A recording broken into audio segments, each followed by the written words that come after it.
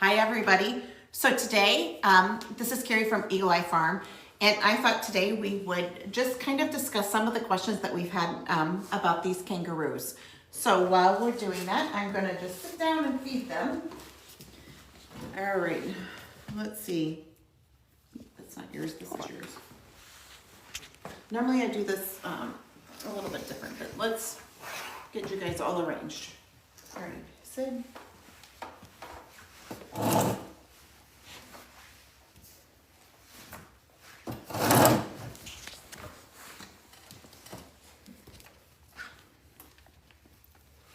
Rooby. All right. Rooby acts like she's starving, like she didn't have breakfast this morning. Or hay, and she had both. All right, here you go.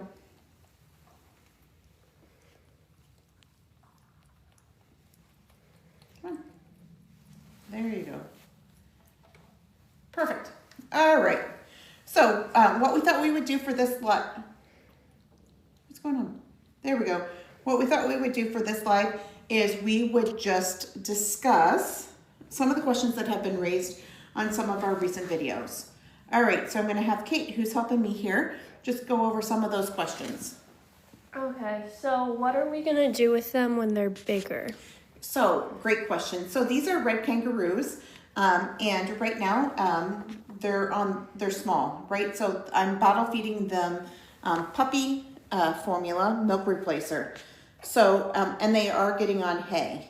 So eventually, within the next couple of months, they're going to get to be much bigger. So red kangaroos, these are both females, will grow to be about 100 pounds and up to about 3.5 feet tall.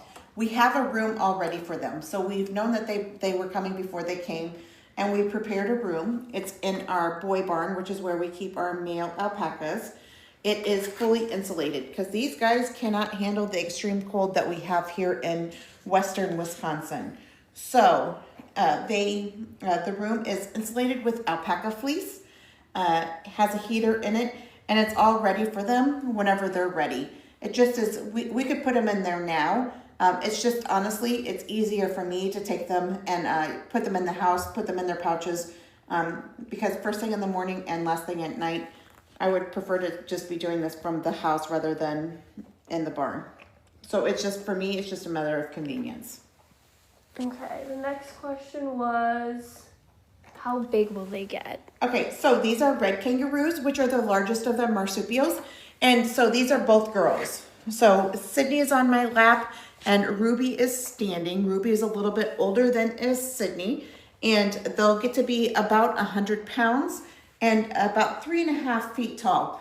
Now, versus the boys can be much bigger, and so that's how come we opted to, and are happy that we have girls, so that they're a little bit smaller. And then there was a question about how much they weigh now.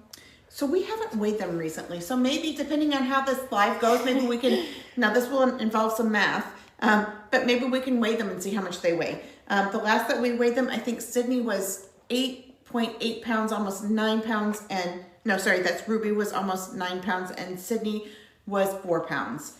But that was a couple of weeks ago, maybe 3 weeks ago. So certainly it's time for another weigh-in. Shannon just asked how many animals we have here. So here at Eagle Eye Farm, we have over 100 animals. So we have around 60 alpacas. We have a single llama. We have, his name is Taz, he's beautiful. We have mini Highland cattle. We have 3 of them. We have a bunch of chickens. We have kuni pigs, filet black nose sheep, which are the world's cutest sheep. We also have porcupines, English Angora bunnies, and these kangaroos. This summer, we're gonna have lots of babies. So we'll have alpaca babies, and we're also gonna have lambs. So exciting. So we'll be adding to the crew this summer. And then there was a lot of questions about their fur and then how they smell. So I don't think that they smell hardly at all. Whenever they pee, it smells just like human pee. If it sits out too long and hasn't been cleaned, then it smells like ammonia. Their poop I don't find to be offensive. They themselves, they drag their tails in their pee. sometimes, and so I do have to wipe their tails with like a baby wipe. But other than that, I don't think that they smell. Their fur is very fluffy and very soft. I think that this is going to be their baby fur. I do believe that they will become a little bit less fluffy as they get older. And there was a lot of questions about the tails, like what they feel like, how they use them. So they use their tails as a like kind of like a third leg to help stand up and for balance. So they are not like the porcupines. They do not wrap their tails around objects, so they can't hang upside down from their tails. But what they do is they use them a lot for balance, and so that they can stand up on their back legs. So these kangaroos are known for their extreme ability and their extreme muscularity of their lower legs. So that's how they hop, because their lower legs are extremely muscular. Let me find another question. As usual, Ruby finished faster than Sydney. Ruby is a fast drinker. Sydney is a little bit more dainty in her drinking. So there was a lot of questions about where they go potty and if they can be potty trained and if they go in their pouches and things. So yeah, so they do go potty wherever they want to go potty. If you watch some of my videos that I do about a day in the life, you can see that they go potty. I try to keep them in the bathroom so that I can easily clean up their pee. What's interesting about them is that they pee and they poop separately. So whenever they pee a lot, but they don't pee as often as they poop. They poop quite often whenever they're out of their pouches. There's like poop all over the place. But the pee doesn't always go with the poop. And so I try to make sure that they're in the bathroom whenever they go pee. Some people have potty trained their kangaroos apparently, and they just hold them over the toilet. I have not done so. So I just let them pee on the floor and then I mop it up every night. I clean it and then I mop it. In terms of poop, I just go around and pick up all the poop.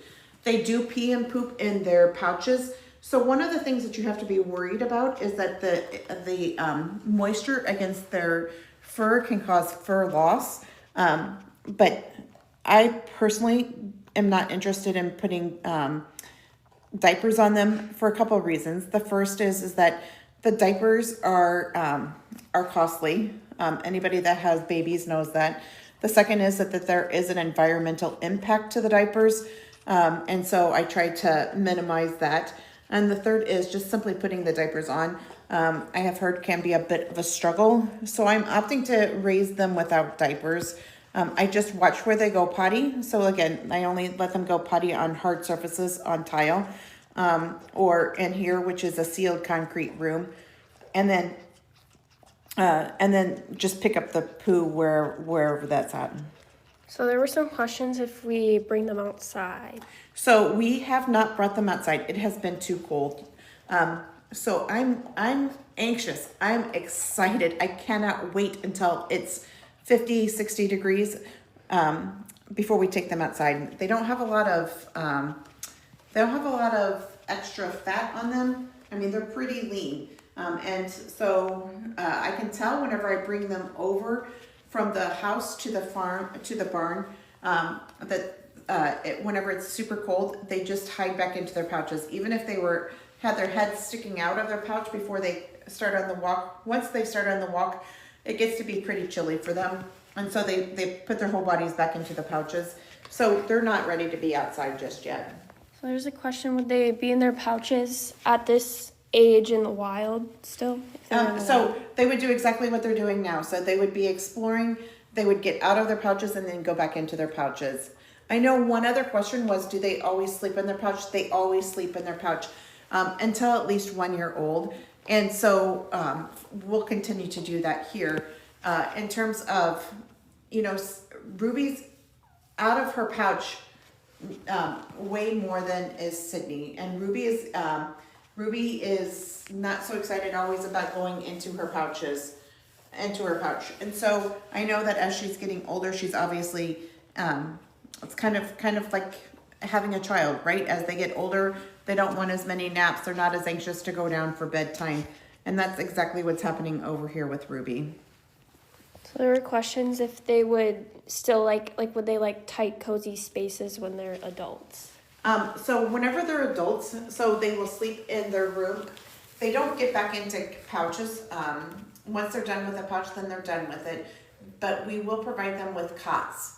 So they'll sleep on a cot. They won't necessarily sleep on the ground.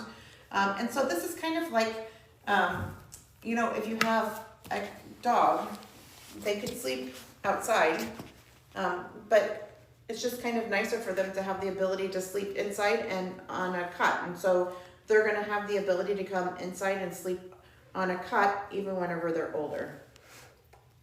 Okay. What do they do in here all day? What do they do? So this is kind of what they do. I'll put Sydney down.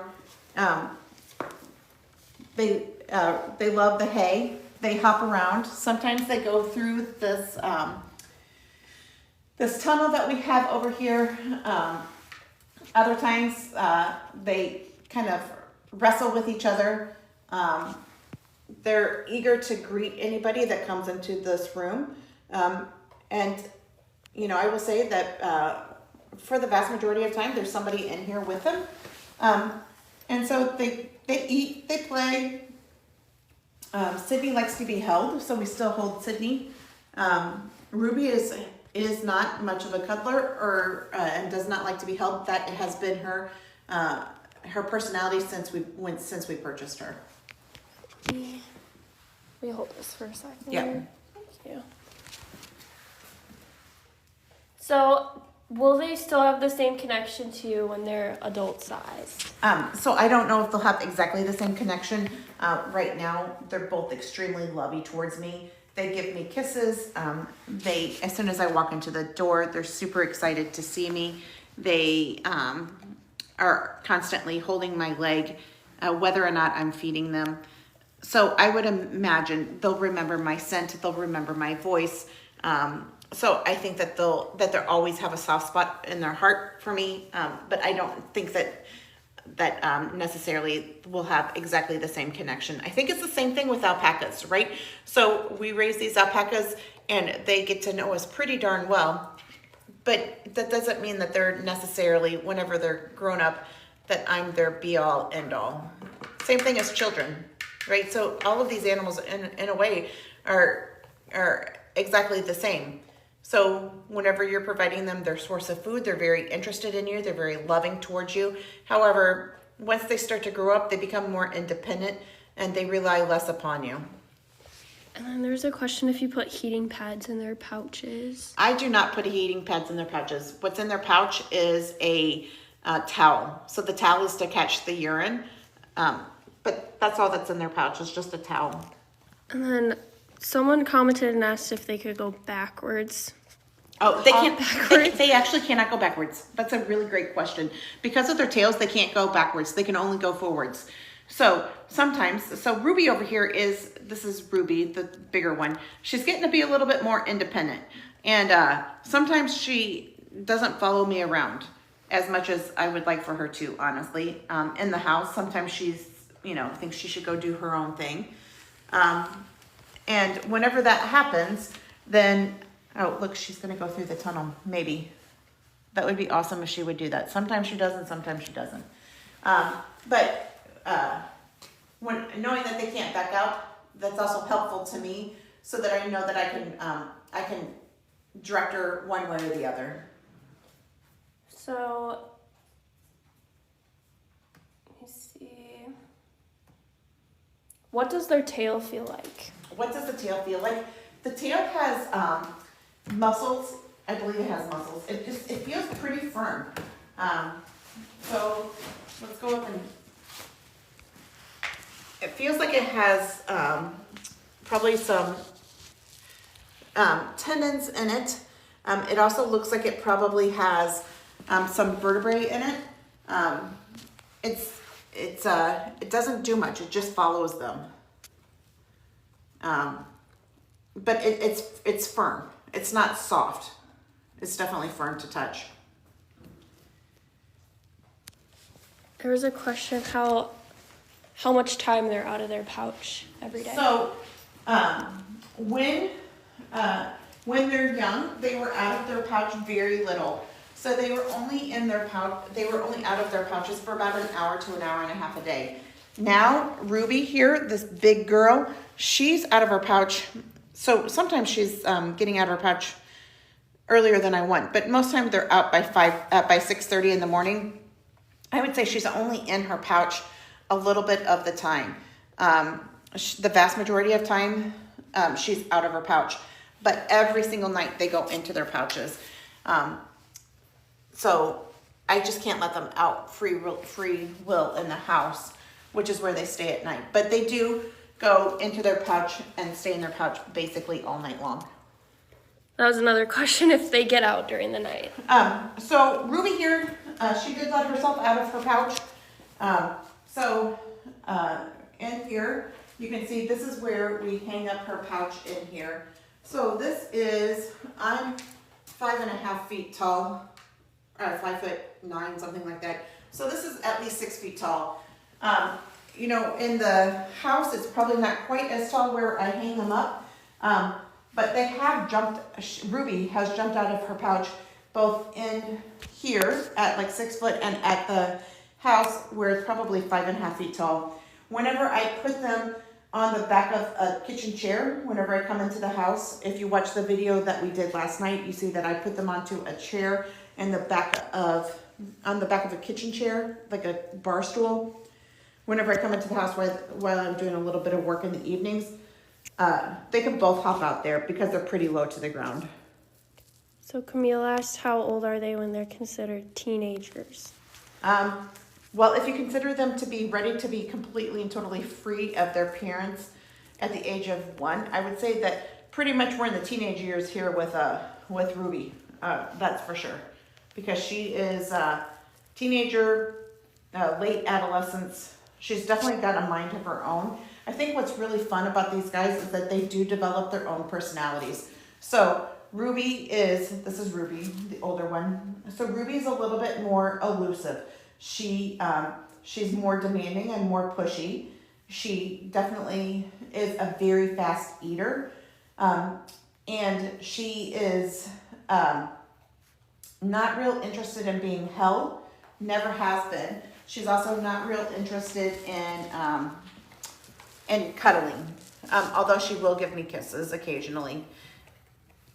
Sydney, on the other hand, the smaller one, is cuddly. She could sit and just snuggle all day long. And so in the evening, sometimes that's what I do. So I just put her in my lap and then we do computer work together. She is definitely more snuggly. She's less persistent and is less food motivated than is Ruby. Charlie asked, are there shows you can show them at? I don't know if there's shows or not. That is not something that I'm interested in. I have shown alpacas, but I'm not interested in showing any other animals. We have sheep that we could show, but I am not interested in doing any more shows. I have enough on my plate. And then there were a lot of questions about like future aggression when they get older. So I have done a lot of research on kangaroos, and I have read about aggression. I'm going to tell you that because one of the reasons that we do raise them from so young is so that they're socialized, right? So they're used to being around people. And that is really important in terms of making sure that they don't have future aggressions, right? So there is no food competition. There's no predators. It's just they're around people that love them all the time. And so that helps a lot with the aggression. But at some point in time, they will challenge me and others, and we will gently let them know that that is not allowed. We are not doing aggression. So they will need to learn that they will be respectful of people. So it's the same thing with alpacas. Honestly, it's the same thing with dogs. So you just need to let them know that you are the human and that you are the alpha, and it's not them. So in a nice and respectful manner, that's what will happen. And then there were just a few questions about lifespan, like captivity versus... Yep, so lifespan for animals in the wild is about 8 to 10 years versus in captivity, it's about 25 years. That was the last question off our list. Okay, so some things about Eagle Eye Farm is that we are in western Wisconsin. We're in River Falls, Wisconsin, about 45 minutes east of the Twin Cities. And we do have over 100 animals here with 10 different species. You can come for self-guided tours or you can come for a guided tour. And a guided tour, we would show you all around. The kangaroos, if you'd like to feed them, we do have a feeding experience available. On the feeding experience, you would get to do exactly like I did at the beginning. And so we will always make sure that that they're hungry. They eat right around noon every single day. And so we will let them go ahead and you can feed them and then watch them play. So we do have that experience available if you're interested. If you're not interested and just want to see them, then you can see them through the windows here.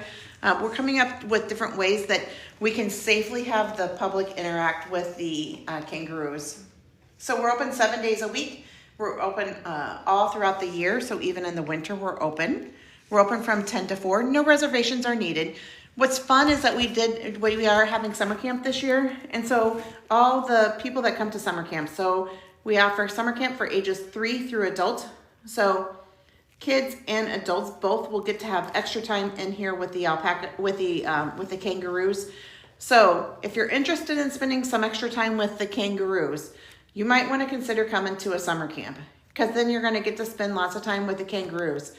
I don't know if you can see through the window here, but on the other side of this window, there are porcupines. And so you also get to spend some time with the porcupines, tons of time with the alpacas. We have alpaca walking. So our summer camps are filled with fun and lots of experience with the animals.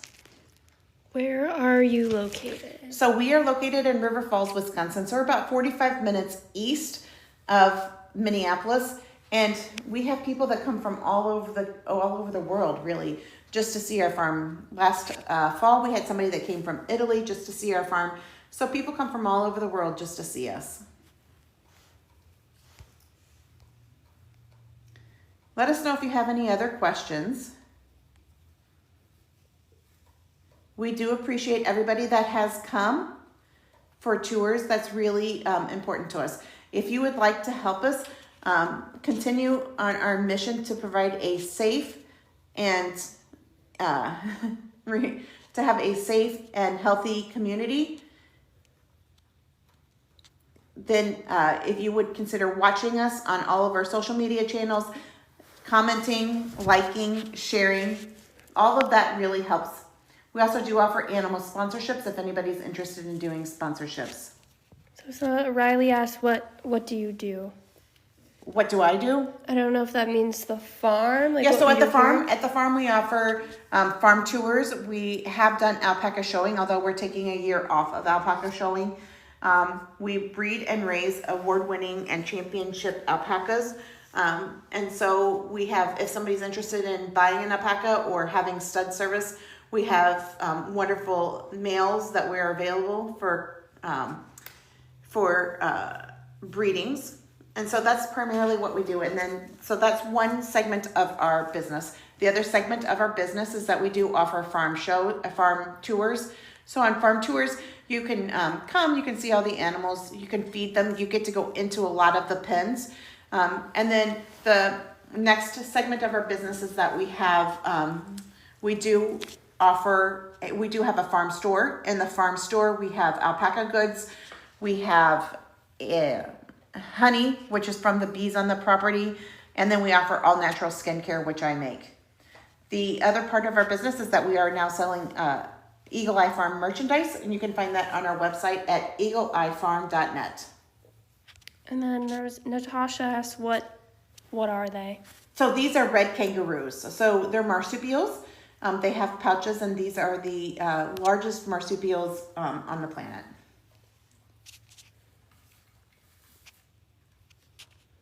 That's kind of it on the questions. Perfect. Here.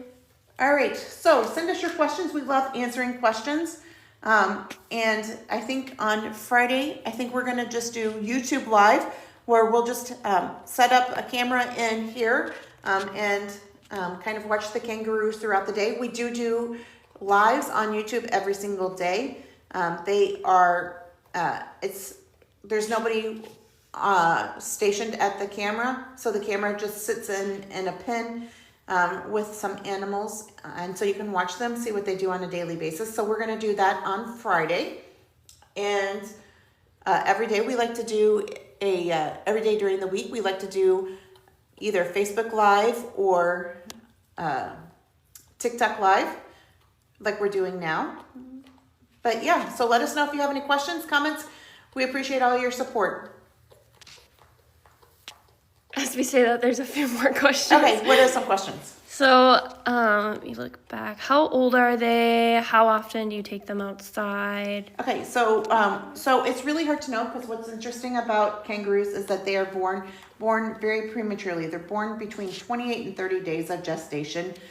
So they crawl up into the mama's pouch, and then they don't emerge from the mama's pouch at all until they're 4 to 5 months old. So it's really hard to know exactly how old these guys are. What I can tell you is that Rooby, the larger one, came to our farm around Thanksgiving, and Sydney, the smaller one, came to our farm around the beginning of the year. So we suspect that Rooby is probably 6, maybe 7 months old, and Sydney, we suspect, is probably 5 months old. All right. All right. Thank you so much. Let me know if you have any other questions. Thank you, Angie, for coming. We appreciate all of your support. I'm glad that you had a great experience.